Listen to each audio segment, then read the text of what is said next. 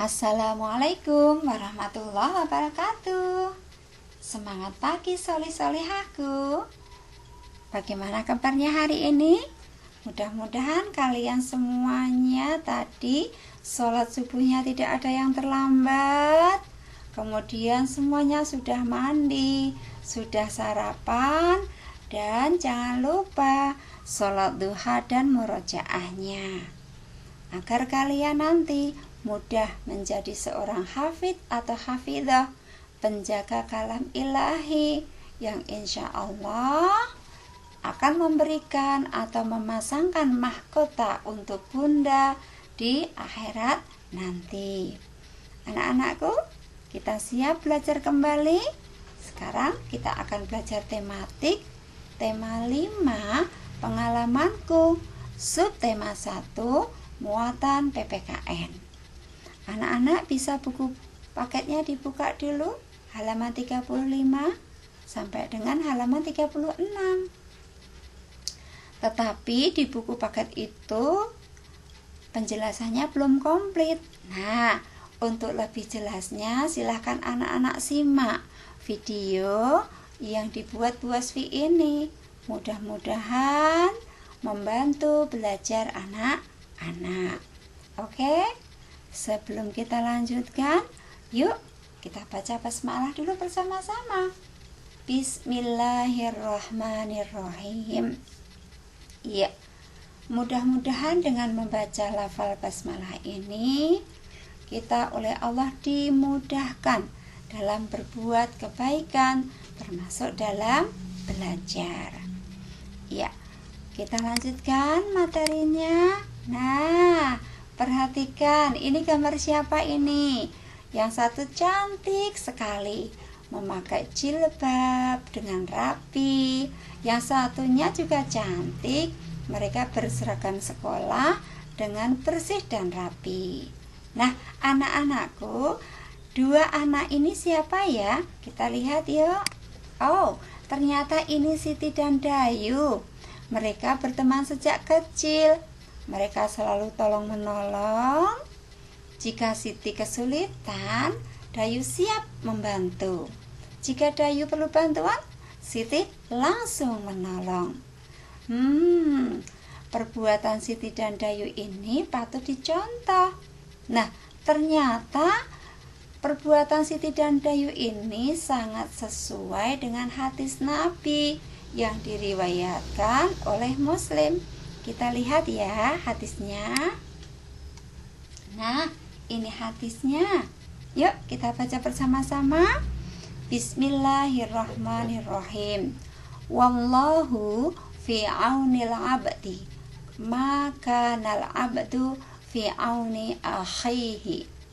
Allah senantiasa menolong hamba selama ia menolong saudaranya. Solih-solihaku, di hadis ini kita diajarkan semakin banyak kita memberi pertolongan kepada orang lain, maka pertolongan Allah untuk kita juga akan semakin banyak.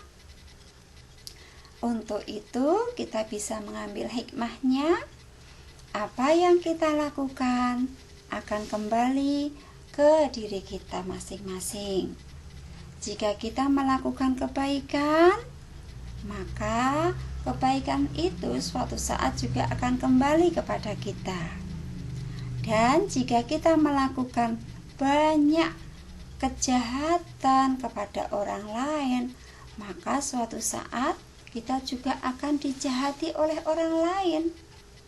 Dan jika kita memberi maaf pada orang lain, maka kita juga akan diberi maaf oleh orang lain ketika kita melakukan kesalahan.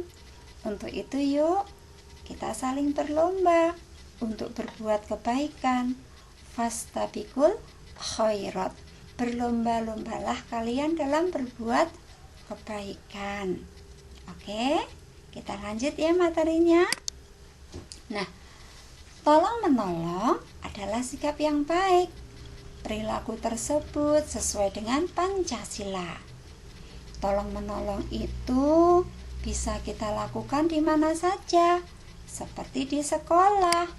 Nah, contohnya ini, kita melakukan piket bersama. Tidak boleh saling iri. Ada yang membersihkan, ada yang menyiram bunga, dan sebagainya. Kemudian ada juga yang membuang sampah pada tempatnya. Nah, selain itu, tolong-menolong bisa kita lakukan di rumah, seperti membantu ibu memasak, atau menyapu halaman juga boleh, menjaga adik juga boleh, mencuci piring juga boleh, tapi harus hati-hati. Nah, masih adakah contoh yang lain? Oh, masih. Kita lihat seperti ketika kita bermain, tiba-tiba teman kita jatuh. Kita harus siap memberikan pertolongan.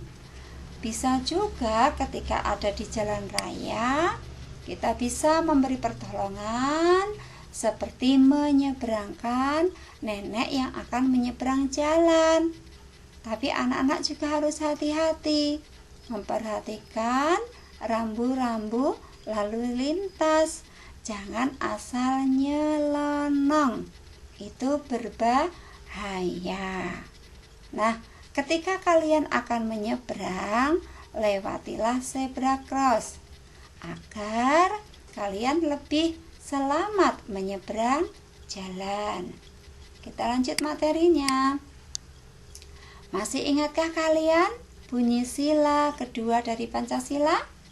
Bunyi sila kedua Pancasila adalah kemanusiaan yang adil dan beradab. Artinya, setiap orang mempunyai kedudukan yang sama. Setiap orang harus diperlakukan dengan adil. Setiap orang juga harus diperlakukan secara beradab. Nah, di dalam Islam pun dianjurkan kita harus memperlakukan fakir miskin, anak yatim, terus kemudian peminta-minta. Dengan apa? Dengan perlakuan yang sopan, tidak boleh membentak-bentak dan tidak boleh menghardik.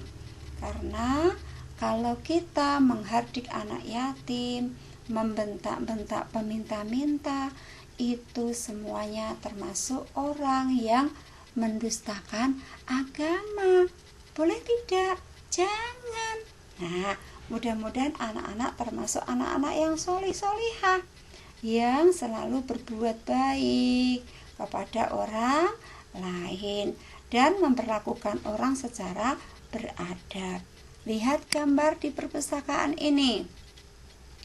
Mereka mendapatkan pelayanan yang sama, baik laki-laki maupun perempuan, baik kelas 1 sampai kelas 6. Kalau begitu, perbedaan jenis kelamin antara Edo dan Lani membuat mereka mendapat perlakuan yang sama. Semua boleh belajar di perpustakaan sekolah tanpa memandang jenis kelamin, tidak membeda-bedakan kelas. Nah, anak-anak, materi inilah yang ada di dalam sila kedua Pancasila. Sekarang kita lihat simbol sila kedua itu apa? Ya, simbolnya adalah rantai, warna kuning, dasarnya merah. Kemarin anak-anak sudah membuat rantai, sudah dikumpulkan ke Bu Wasfi. Di rantai ini kalau kita lepas-lepas maka tidak begitu indah. Tetapi kalau kita rangkai menjadi satu, dia akan kuat dan kelihatan lebih indah. Sampailah sekarang kepada contoh perilaku yang sesuai dengan sila kedua dalam Pancasila. Ingat, sila kedua tadi apa? Saling tolong menolong. Contohnya yang lain mana? Nih contohnya. Pertama, contohnya yaitu berbicara santun pada orang yang lebih tua. Gunakan bahasa yang baik dan jangan membentak bentak. Kemudian contoh yang lain masih ada, Bu. Iya, seperti membantu teman merapikan buku yang jatuh. Nah, contoh yang lain lagi apa ya? Ini seperti membungkukkan badan saat lewat di depan orang tua. Jadi kita harus tawadhu, rendah diri, rendah hati, kita harus rendah hati terhadap siapapun juga. Sampai di sini materinya bisa difahami? Alhamdulillahirobbil alamin. Kalau anak-anak belum paham, coba kembali dibuka bukunya, dibaca, silahkan dilihat ulang videonya. Nah, tugas anak-anak apa ya? Ini tugas anak-anak nanti yaitu mengamalkan sila kedua Pancasila dalam kehidupan sehari-hari. Berarti tugasnya yaitu anak-anak harus 1. Bicara yang sopan. 2. Suka menolong. Yang 3. Harus bisa menghormati orang lain. Nah, itu tugas anak-anak. Silahkan diterapkan di dalam kehidupan sehari-hari. Dari Bu Wasfi cukup sekian. Banyak kekurangan dan kesalahan, Bu Wasfi mohon maaf. Mudah-mudahan anak-anak tumbuh menjadi anak-anak yang solih-solihah, yang siap meneruskan memimpin bangsa ini. Saya cukupkan. Assalamualaikum warahmatullahi wabarakatuh.